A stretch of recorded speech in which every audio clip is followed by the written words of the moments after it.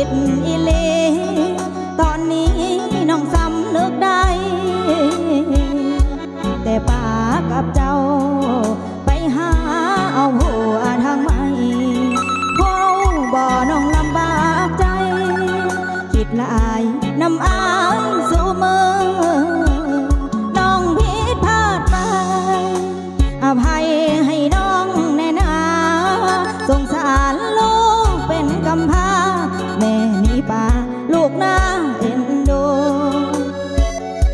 สิอยู่สิกินแล้วใดแม่นี่บ่ฮู้วันนี้ขอกลับมา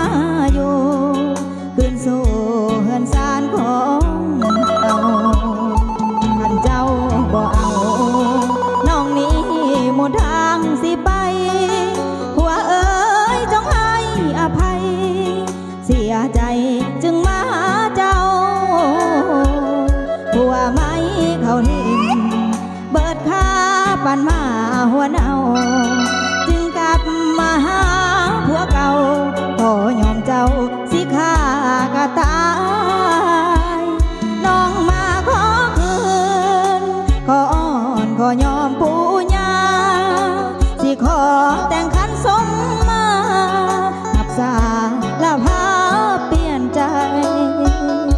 อันสิบขานาแม่นสู่ขาหลังบ่ได้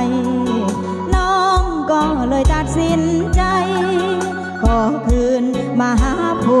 วเก่า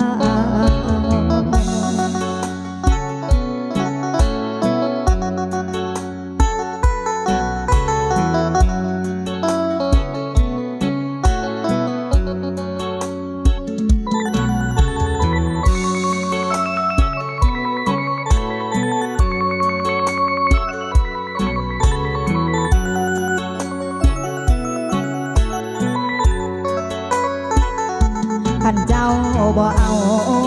น้องนี้หมดทางสิไปผัวเอ๋ยจงให้อภัยเสียใจจึงมาหาเจ้าผัวไม้เขาทิ่มเบิดค่าปานมาหัวเนาจริงกลับมาหาผัวเก่าขอยอมเจ้าสิฆ่ากะตายน้องมาขอคืนขอยอมปู่ย่าสิขอแต่งขันสมมาหับสาละพาเปลี่ยนใจ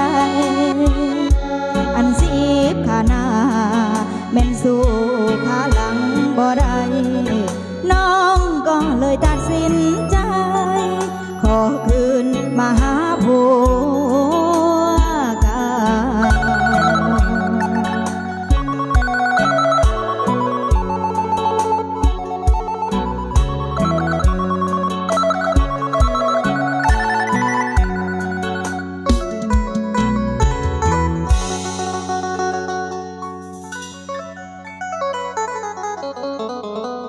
Thank you.